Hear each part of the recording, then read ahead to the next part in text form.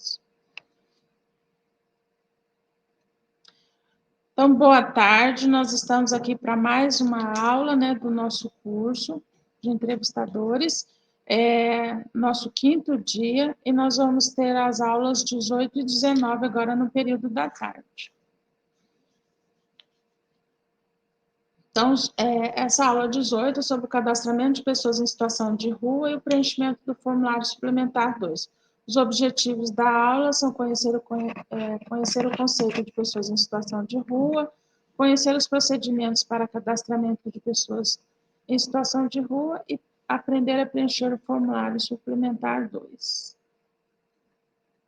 Então, para realizar essa entrevista, né, é necessário ter muito claro o conceito de pessoas em situação de rua, que são aquelas pessoas que vivem na rua e, né, fazem dela o seu lugar de moradia, de onde elas tiram seu sustento. Então, por isso a gente não deve confundir pessoas que estão na rua, que são aquelas que passam o dia, talvez na rua, trabalhando, como catador de material reciclável, como flanelinha, como pessoas que estão vendendo coisas no sinal, né, no sinaleiro, mas são diferentes daquelas pessoas que vivem, elas moram na rua, né? Essas estão só tirando dali o seu sustento, mas elas, no final do dia, ou né, até a noite, elas voltam para suas casas. As pessoas em situação de rua, não, elas estão sempre na rua, geralmente moram embaixo de marquises, prédios, locais abandonados, embaixo de pontes, né? E isso. Então, falando sobre o fluxo de trabalho para o cadastramento. O cadastramento das pessoas em situação de rua é um cadastramento diferenciado, porque muitas vezes a pessoa de rua ela não vai até o CRAS fazer o cadastro. Então, o entrevistador que tem que ir até ela. E muitas vezes ele não tem esse contato prévio e deve-se pensar que é um grupo diferenciado, que às vezes pode não receber também o entrevistador. Então, dessa forma, ele deve manter, primeiramente, um contato com a proteção especial, as pessoas que já atendem esse público, já têm um vínculo com ele, e que podem fazer um primeiro contato para depois inserir essa pessoa para estar fazendo a entrevista, certo? Então, o formulário suplementar 2 é onde a gente vai colocar essa pessoa, né, essa família que vive em situação de rua. Então, vai sempre usar o formulário principal, lembrando que o endereço, né, vai ser ou de um endereço que essa pessoa tem de referência, se ela não tem, algum equipamento da proteção especial, ou do CRAS também, que vai servir de referência para as informações dessa pessoa. Tá?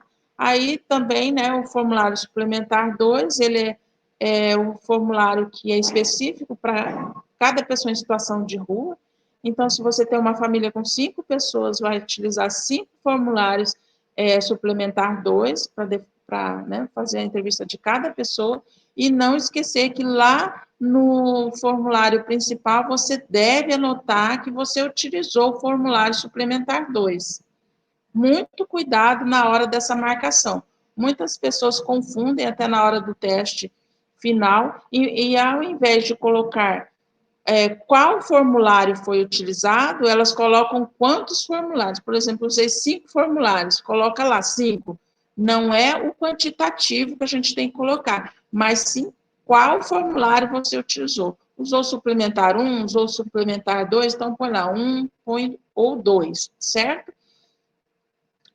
Bom, aqui a gente já falou, né, do preenchimento do formulário principal, já né, coloquei algumas coisas para vocês, e ficar atento que o bloco 2 não se deve preencher no formulário suplementar 2 para essa população, e no bloco 3 não preencher os quesitos 3.07, 3.08 e 3.09.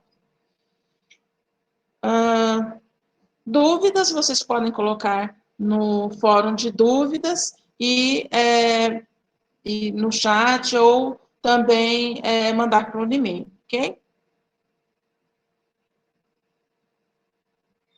Bom, agora nós vamos para a aula 19, que são os procedimentos de encerramento da entrevista. Os objetivos dessa aula são conhecer os procedimentos de encerramento das entrevistas e recordar os quesitos de avaliação do curso e os critérios de aprovação. Então, o encerramento da entrevista é super importante, lá na declaração do bloco 9, assinatura, colher a assinatura do RF, né, do responsável pela unidade familiar, entregar esses comprovantes, lembrando que o comprovante que deve ser entregue não é só do formulário principal, mas de todos os formulários que forem utilizados durante a entrevista, né, dar as devidas informações também ao entrevistado, que há necessidade de atualização cadastral, principalmente quando houver alteração nos quesitos de renda, composição familiar, endereço, né, para que ele não seja prejudicado no caso de ser, de repente, contemplado com algum benefício ou algum serviço. Também informar essa pessoa, sempre ter um contato, né, lá com o CRAS ou com o posto de cadastramento, né, se for o caso de que o cadastro único não fique no CRAS, mas essa pessoa deve, de vez em quando, ir lá e estar verificando se está tudo ok, se tem alguma modificação, né, de repente receber algum benefício ou não, e sempre fazer atualização. A importância do entrevistador, né, padronização do preenchimento. Né, a pessoa que vai ser entrevistadora, ele tem que passar por uma capacitação, porque para preencher o formulário, né, preencher que se faça dentro daquela padronização de tudo que a gente já falou aqui e que está